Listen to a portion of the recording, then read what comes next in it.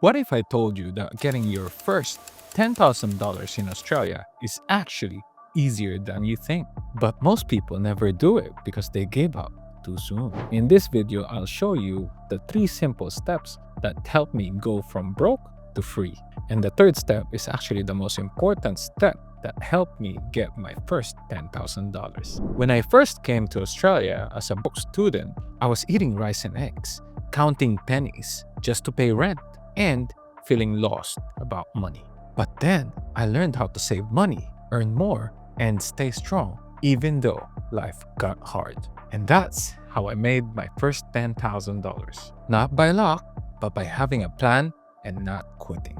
Now, I earn 6-figure income and built over $1 million in net worth from investments. Number 1 is savings. And in this section, we're going to talk about the 3 major things that people spend on their daily lives. Number 1 on the list is accommodation. The basic general rule of thumb regarding accommodation is to make sure that you're not spending 30% or more in your income for your rent. This is the biggest expense that you will have on your budget. So you need to make sure if you really need that 3-bedroom or that 2-bedroom apartment, especially if you're living alone. One of the options that you can actually look for would be renting with a friend. And on some occasions, if you do a room sharing, you could actually get rooms where electricity and water are included in your rent. Back when I was starting here in Australia, I used to pay $150 per week in rent. And that rent covers for electricity, water, and even a few food. The reason why I was able to pay that low is because my best friend, who encouraged me to live here in Australia, shares the room with me. And I know what you're thinking. No, we have 2 separate single beds in the room. I actually created a video regarding accommodations here in Australia, and I'll put the link down below or maybe somewhere around here for you to watch. Number 2 on the list is transportation.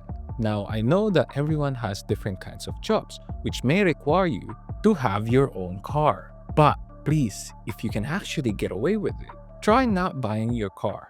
In fact, I've lived here in Australia for over 6 years, working on multiple kinds of jobs, from laborer in trades, cleaner, dishwasher, and even working in hotels. But all those 6 years, I was only traveling by a bus, train, and ferry. Australian transport system is actually quite good that you don't necessarily need to have a car. And the issue with most people is that they give in to peer pressure, which asks them to buy their own car, not because they actually need it, but it's mainly to impress other people. If you're thinking of buying a car, please make sure that you budget every single cost that goes with owning a car. For example, your repairs and maintenance, your registration, your gas, and your emergency repairs. Repairs and maintenance is mainly your service, and registration is roughly around $1,000 a year. You're also gonna have to pay for your insurance, which is additional $1,000. It depends if you have a big car or a small car. Now, what if you're going to finance a car? My suggestion is don't. Set aside your ego and buy something cheap. In fact, even now at this stage of my life, I'm driving a $6,000 car, and the only reason why it's worth $6,000 is we bought it during the peak of the supply chain crisis. And the first time that I actually had a car is mainly because my wife had a car when we started dating. The third thing on the list is your food. Now, if you can, always make sure to eat inside your house. If you can, try to make sure not to go out and eat all the time. Eating out is the number 1 reason why your food budget always blows out of proportion. My suggestion to you to limit down on your food cost would be buy in bulk, maybe go to your local marts like Costco, and then cook at home. Or back when I was starting here in Australia, since I'm very big in health and fitness, I usually eat just 1 meal a day. However, I eat a lot of things in one sitting.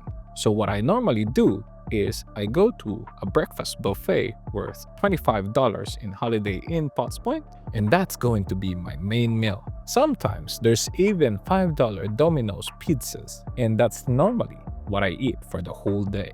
Here's one important trick as well. If you have a job that offers free food such as hospitality industry like hotels and restaurants, it will definitely help you save money. The second step for you to earn your first $10,000 here in Australia would be to increase your earnings. And the three ways that you can do it is by your income, side hustle, or investment. Number one is income. How do you increase your income? When I was starting here in Australia, I was getting paid $17,000 a year, but that didn't last long. The reason why is I looked for jobs that can actually pay me a lot more money than $17,000 a year. Then I made sure to load up on penalty rates. Penalty rates are basically an increase in your hourly wage if you work outside the normal business days or hours. This is one of the good things here in Australia, is that if you want to earn extra income, you can actually work on Saturdays and Sundays and get 1.5x your normal pay, or 2x if you're working on a public holiday. It's normally more than twice your salary. Another way to increase your income is by doing a second job or a third job. And the hot tip for this, if you're going to have a second job, you might as well get a job where you can get multiple benefits. One of the things that you can do is apply for companies that give you food during lunch. Back then, I was working as a dishwasher and I normally get free lunch, and the chefs always look after me, and they gave me a free meal which was approved by the owner to keep me happy. The reason why they keep the dishwashers happy here in Australia is because if you lose your dishwasher, it's really hard to find a new one. And that's one thing that everyone in the kitchen hates to do. It's not just free food. You can also work in Coles and Woolies or Aldi and get 5% discount if you're working there. Number two is side hustles. What you can do here is offer your services through Uber or Uber Eats or even Airtasker. Another form of side hustle would be buying and selling of products. If you know how to cook, you can literally pack up food that you normally cook and sell it online. I'll tell you one of the things that my friend used to do. In Australia, there's this thing called curbside pickup. What it is when you have things that you would like to throw away, even if they're still working, you can basically call your council and they're going to pick up whatever junk you want to throw in front of your house for you. So what my friend used to do is drive around town and look for items that he can salvage or repair, then sell on Facebook Marketplace. He's really good at fixing fridges. So what he did was pick up a bunch of fridge, fixed it up, put it in his storage, and advertise it online. You can also do this on furniture. So it's really up to you. The main thing about side hustles is to make sure that you let go of your ego. The reason why is because pride won't help you succeed in life. The third on the list would be investment. Now, you don't necessarily need to go big.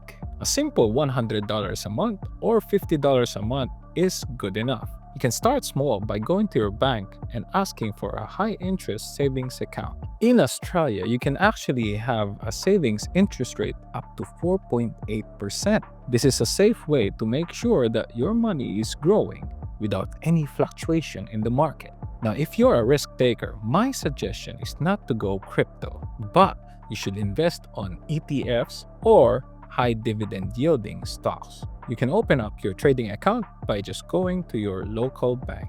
The third step and the most important step in the list, in my opinion, would be consistency. The saying goes, everyone has a plan until they get punched in the mouth. And I have 3 ways for you to make sure that you stay consistent. The first thing is to make sure that you have a proper budget. The budget breakdown that I'm going to share with you would be the 60-20-20 rule. The breakdown goes like this. 60% would be allocated on your expenses. This would be your accommodation, your transportation, and any other expenses that you really need to pay. The next 20% would be to allocate for paying yourself. Paying yourself means putting it in a savings account that we mentioned earlier, or putting it in an investment account. Now, if you're also investing, what you can do is set aside at least 10% of this 20% to your savings and another 10% on your investment. This will surely help you get to your first $10,000. Now, I know what you're thinking. What's the remaining 20% for? For you to stay consistent, you should actually allocate for your discretionary spending, which the 20% would be for. You can use this 20% for going out with your friends or eating out. You can even use it for travel. If you think you want to narrow down, you can actually eliminate this and put it all onto paying yourself. Back when I was starting, my budget was actually 40, 50, and 10. 40% is my expenses. I made sure that I live frugal, 50% for my savings, and 10% for my discretionary fund. And the most important way for you to be consistent is to make sure that you have a strong why. Why are you doing this? Why are you trying to save $10,000? Could it be because you're trying to set yourself up for financial freedom? Could it be that you're trying to prove to yourself that you can actually earn or be free financially? Or could it actually be to prove someone wrong? Whatever reason you pick, you need to make sure that this will drive you during the hard times. And that's basically it. It's really simple to earn $10,000 here in Australia because there's so much opportunity for anyone and everyone in this country. What about you? How did you earn your first $10,000? Please comment down below. And like always, please like and subscribe so that we can continue making videos like this. So, I'll see you next time.